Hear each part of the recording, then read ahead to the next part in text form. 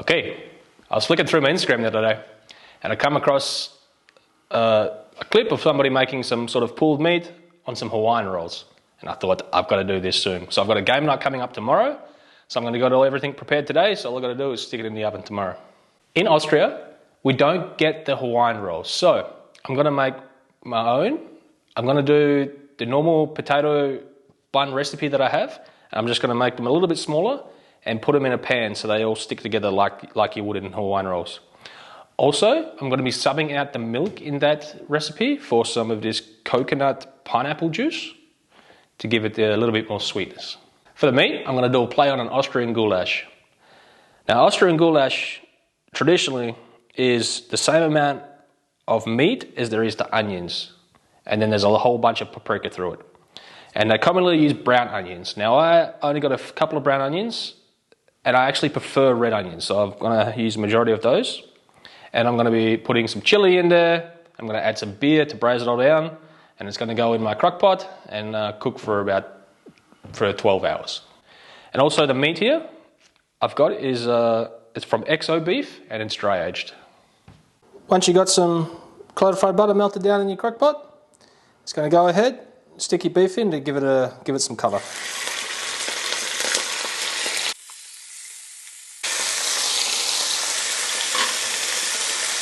Okay, once you get some good colour like that on one side, just go ahead, flip them all over and get some colour on the other, on all sides. Once your beef's all browned up and removed, I've got my onions all diced up here. I'm going to dip them in. Now as these cook down, do you want to get any fond that's built up, left over from the meat? You want to mix that in? And we'll start sweating down these onions. Also at this stage, go ahead and put a little bit of salt in.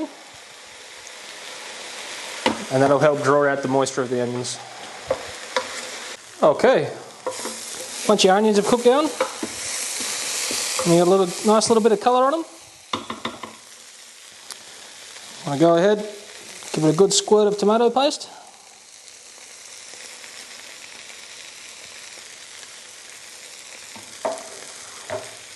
I've got some smoked paprika. And some rub me tender.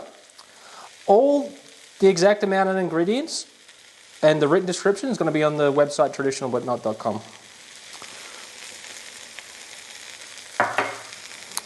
So I'm going to put my garlic, and I've got some chilies that I've just minced up.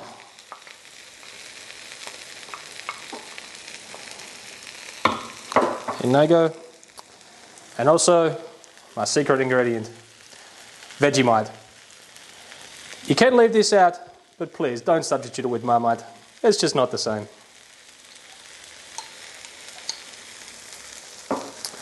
So I'm going to put a big spoon of that in. This is just going to bring a whole bunch of good umami flavours to the party here.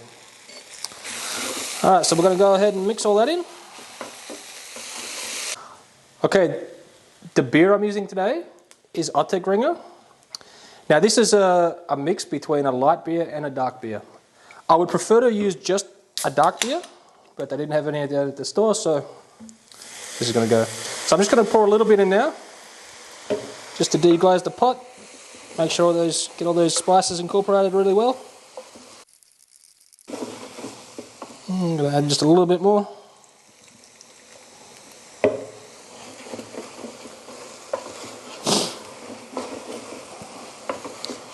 This is already smelling absolutely amazing. Okay, so now once all those are mixed in, go ahead and add your meat back into the pot, along with any juices that accumulated there.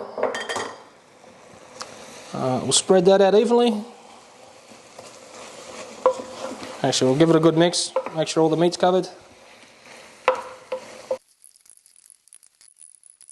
Okay, once you've got it all spread out nice and evenly, just going to pour the beer in. Go ahead and pour it all in. Just going to go ahead and push it all down to make sure it's all submerged. Now my crock pot has a function where I can sear the meat off, so that's what I've had it on so far. So now I've just brought this up to a boil, and now I'm going to turn this off of the sear function, and I'm going to put it on my slow cook settings, and it's going to be on low for the next 12 hours. Alrighty, I've made this bread dough a bunch of times on this channel, but we'll breeze through it again. So I'm just going to add the flour, potatoes, add some sugar and salt there. Now this is half the milk and half of the coconut pineapple juice. And I got my 2 egg yolks here. And also I got my fresh yeast.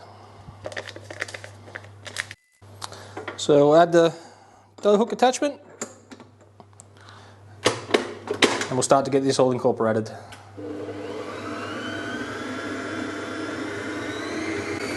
If you need to, just go ahead and stop it for a minute, scrape down all the sides. Make sure it gets mixed in properly.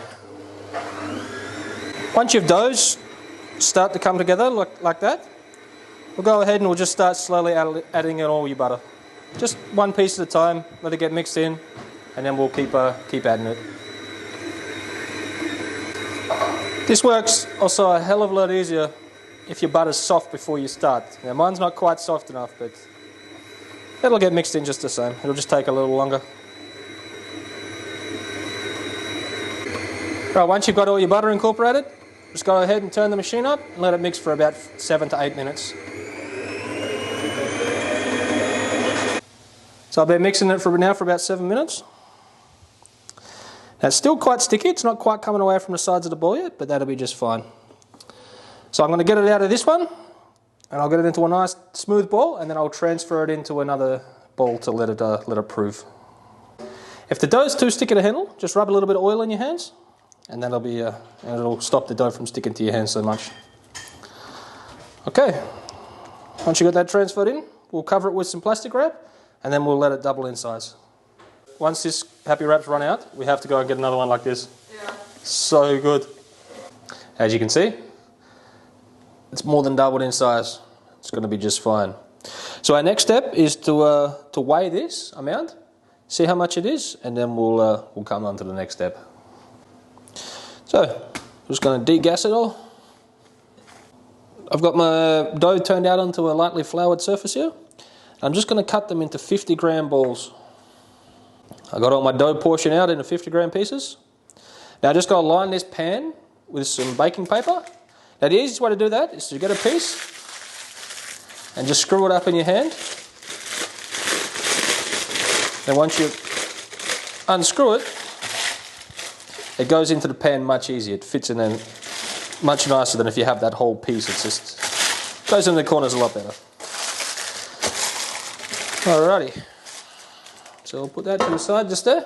Okay, once you got your pan prepared, you just want to get each of the dough balls and just put them into nice little bowls. And once you've got them nice and round, just give it a little push, and that's ready to go into the pan. I'm going to go through, get them all rolled out, and get them in the pan. Another little tip. As you're rolling the bowl, just once you finish rolling it, put a little bit of flour on the bottom, and that way, if you need to arrange them in the pan a little bit differently, it'll make it much easier so it doesn't stick. Okay, once you've got your dough all rolled out and in the pan, you're just going to cover it over with a clean towel and get your oven preheated to 200 degrees. Oven's all preheated, it's been about 30 minutes. Now I'm just going to give these a quick egg wash before we put them in the oven. Now the reason I've packed them in so tightly like this is because when they cook, they're all going to join together. And then tomorrow when I build my sandwich, I'm just going to cut it and then build the sandwich in the whole bread bit, then we can just pull it apart. In my oven, a lot of the heat comes from the top of the oven. So I'm going to put this on the bottom of the oven so they don't brown too much on top before they have time to fully cook. So I'm going to be placing these on the bottom of my oven. Okay, to go along with my sandwich, I'm going to make a red chimichurri. So I've got some parsley here. Just going to pop it all in my blender. I got some capsicum. I've just blackened that on my barbecue, peeled all the skin off. Now it's all nice and soft, so I'm going to bung that in. Again, all the exact amounts and ingredients in the written description will be on the website traditionalbutnot.com. So I've got a little bit of red onion here. Yeah, we'll put it all in. Also got half a jalapeno. I've got a whole one, but we'll start with half and then we'll see if we need any more. So put that in. And also I've got some roasted garlic here, but I'm going to chuck in as well. Alrighty, we'll put the top on and give it a little blitz. Now you don't want to mix it to a complete mush, you still want some texture to it, so just give it a little bit. Then we'll scrape the sides. And we'll give it another little mix. Okay, just add a little bit of salt. And some pepper. Just incorporate that.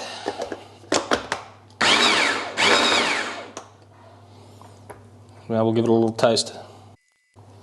Okay, I'm going to add the rest of the jalapeno. And a little bit of vinegar. Taste it again. Just a touch more vinegar.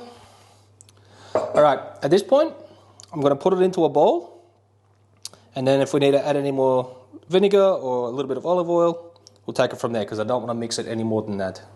Okay, I've got it transferred into a bowl and I gave it another little taste. So now I'm just going to add some more vinegar. And a little bit of olive oil.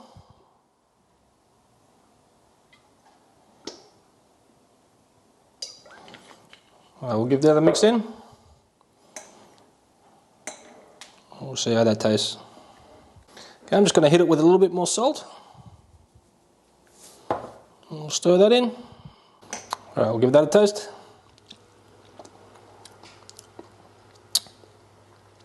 That right there is absolutely amazing. Okay, when your bread's finished, just take it out and set it on the bench and let it cool. Okay, as you can see, it's already the next day. So after the beef was finished, I just let it cool down and then I pulled it by hand. And any gristle or anything that I felt, I took that out and I just covered it up and let it sit in the fridge. Alright, as you can see, this isn't a big tray of bread that I made. It's just a smaller one just so I can, show you how to assemble it. So I've already cut the top off. And now we're going to layer in mozzarella. Oh, sorry. And then I've got some Emmentaler here. I'm just going to scatter around. I wouldn't go too light on the cheese. Everyone loves cheese. Alright, then we're going to load on some of the pulled beef. Alright, then on top of that we're going to come with some this red chimichurri. Alright, then we go on with a little bit more cheese, of course. Alright, then we stick the top on.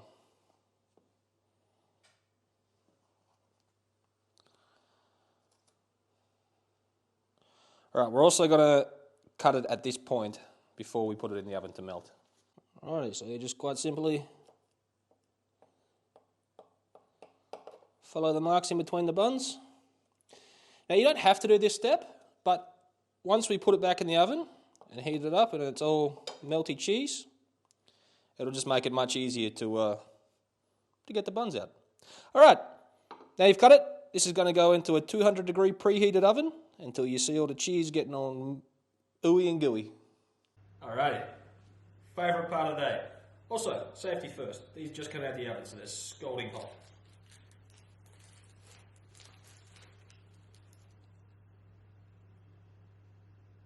Ooh.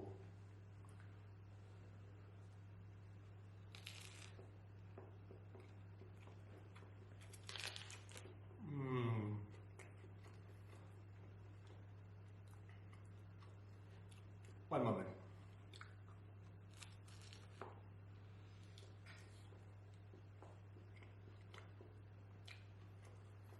This is absolutely delicious. I mean, pulled beef and cheese on some sweet bread. What more could you want?